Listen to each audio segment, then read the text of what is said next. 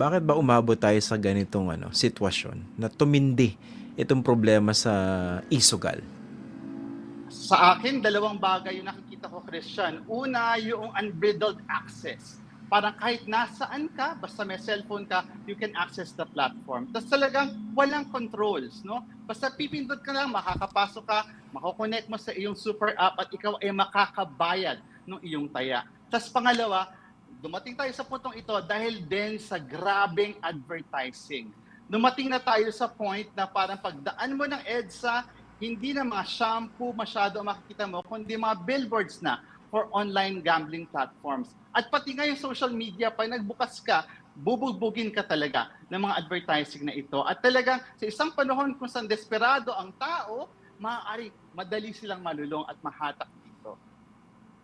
Yun nga sige. Nabanggit mo, Kong Percy, yung very aggressive and massive advertising campaign nitong mga isugal platforms na ito. How do you intend to regulate that? Kasi mga big names ito, no? Mga celebrities with huge following and influence. Confluence nga siya, no? Influence plus yung location plus frequency ng advertising. So under this bill, ipagbabawal na ang advertising sa mga thoroughfares, sa mga public spaces, at ipagbabawal din ang advertising ng isugal kahit sa online platform. So ang isugal advertising will be limited to enclosed spaces na una, walang nakakapasok na minor de edad, at pangalawa, malayo sa mga eskwelahan. So pagdawas mo ng EDSA ng kalsada, dapat walang isugal advertising dyan. Pagbukas mo ng iyong social media platforms, dapat walang isugal advertising dyan.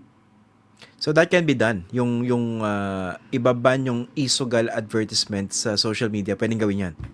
Pwedeng gawin yun at pwede natin yung i-enforce. No? At in fact, natutuwa nga ako kasi ngayon lamang, before I took your call, Christian, meron akong earlier interview, may mga tumawag na ilang mga local officials from San Jose del Monte, Bulacan, Pasig, Magalang, Pampanga, Zamboanga City. Sabi nila, tomorrow daw, itong mga councilors natin na to from Akbayan will be filing their own version of the bill. Pero ito naman sa kanila, yung banning ng advertising in public spaces in their localities ng mga isugal advertising platforms.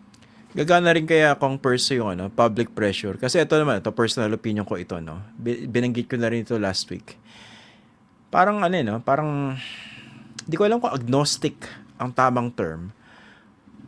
Itong mga celebrities na ilan, na ang dadami na naman pera, ang lalaki ng kita, ang dami naman nilang mga produktong iba pang ini-endorse, pero bakit papatulan pa itong isugal platforms na clearly kumikita sila dyan, di ba? Parang wala bang sense of morality yung ibang mga celebrities natin? Yung parang social responsibility man lang, no? Wag na nga even morality, no? Although, of course, merong moral dimension ito. Makakatulong kaya yung public pressure. Hindi pong, for lack of a better word, shame them into doing the right thing. Kaya mahalaga, Christian, yung awareness campaign. Kasi baka hindi pa nakikita ng marami sa mga kababayan natin, kahit yung mga celebrities, na talaga namang sumisira ito ng mga pamilya. No, sumisira ito ng pamilya, this is a health issue, this is an addiction issue, at grabe yung social cost. So I hope that kapag marami na nakakaalam nito, yung public pressure na yan could extend not just to government para finally ay i-regulate fully itong industriyang ito, kundi pati dun sa mga may kakayahang mag-impluensya for them to reverse yung cycle na yan by influencing our kababayans to veer away from this online gambling platforms. Sa assessment nyo pala, Kong Percy, ano ba yung pagkukulang dito ng PAGCOR? Kasi parang nagulat tayo, ganito na pala kalala yung problema rito. Yan tanong, anong ginagawa nung all along ng ating government regulators? Ayan baka offhand, baka it's another case of naunahan ng teknolohiya yung polisiya. Madalas nangyayari yan. Nauna yung technology bago yung policy. Nauna yung development ng platform bago yung regulation. So kaya kinakailangan talaga for PAGCOR to keep up. No? Kasi halimbawa, meron silang code of practice na tinatawag for responsible gaming. Pero yung code of practice nila, wala pang malinaw na code of practice when it comes to online platform. So, kinakailangan humabol talaga ang PAGCOR. At dapat talaga, isa sila doon sa katulong natin dapat na natutulak ng pagpasa nitong kontra-isugal bill natin. Okay. Ito pala, Kong Percy, nakita ko yung summary ng inyong HB 1351, no? 1351, tama? Yes. Meron kayong sinusulong dito na 10% tax on online gambling. Tapos yung bahagi na yon will fund addiction, rehabilitation, education, enforcement, and research. How much are we talking about here in terms of this fund that you're planning to set aside? Well, we're talking about easily baka millions and millions of pesos. I won't be surprised kung eventually aabot yan ng hundreds of millions of pesos. Kasi napakahalaga na pag-aralan at latagan ng programang pangkalusugan itong gambling addiction. Dahil sa totoo lang, sa ngayon, pag inisip mo, kung ang iyong kapamilya ay na-addict sa sugal, ano kaya yung intervention na kailangan? At nakakalimutan madalas sa mga tao, more than syempre yung situation ng mga kapamilya, mahalaga talaga yung psychological intervention because this is an addiction. So, at hindi mura ang psychological intervention sa ating bansa. Alam natin yan. Even with the mental health law, talaga namang malaki pa rin ang cost ng mental health services sa ating bansa. So, kinakailangan talaga ng strategic na planning when it comes to the Department of Health para implement ang isang gambling addiction prevention program at yung parang treatment program for those who have been addicted to gambling. Ito may mga nagsasuggest dito masyado rumalit yung 10%. No? Although yung 10% kasi relative yan, kung malalaman natin talaga kung gaano kalaki yung buwis na nakukuha ng gobyerno mula dyan sa industriya na yan. May mga nagsasuggest dito, dapat daw 30% na yan. What do you think, Kong Percy?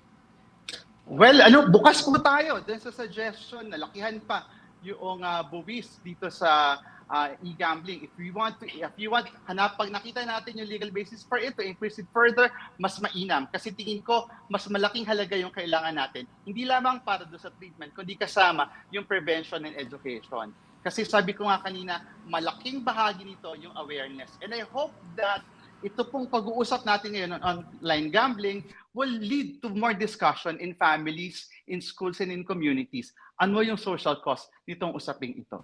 Ano pala ito, Kong Percy, yung isang bahagi ng proposal ninyo, yung pagtatayo ng isang National Online Gambling Self-Exclusion Registry? Ayan. So yung mga kababayan po natin na maaaring ang pakiramdam ay gugumo na sila o na-addict na sila, they can register dito sa National Self-Exclusion Registry. At pag nag-register sila doon, nakalink ito doon sa iba't ibang platforms. Ibig sabihin, automatically, malalock yung mga platform nila. So, with that, magkakaroon ka ng mas agency and self-control na maiwasan yung pag-access. Kasi di ba iba sabihin lang, i-uninstall ko. Pero napakabilis naman mag-install muli. O kaya ila-log out ko. Pero napakabilis naman mag-log on uli.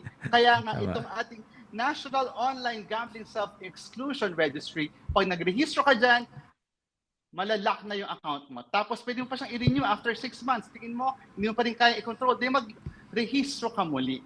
Ayan. Para nang sa ganun, makontrol natin yung gambling. Nga pala, of course, Kong Percy, ang pinag-uusapan natin dito, napakalaking negosyo. Ang laki ng perang pinag-uusapan. And naturally, magkakaroon ng mga matinding lobby dyan para hindi matuloy yung inyong isinusulong. So far, ano po bang pakaramdam ninyo sa mga kasama ninyo dyan sa House of Representatives? Meron bang momentum ito?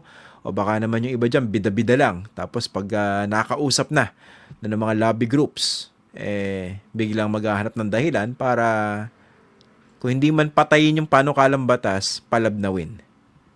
Ayan.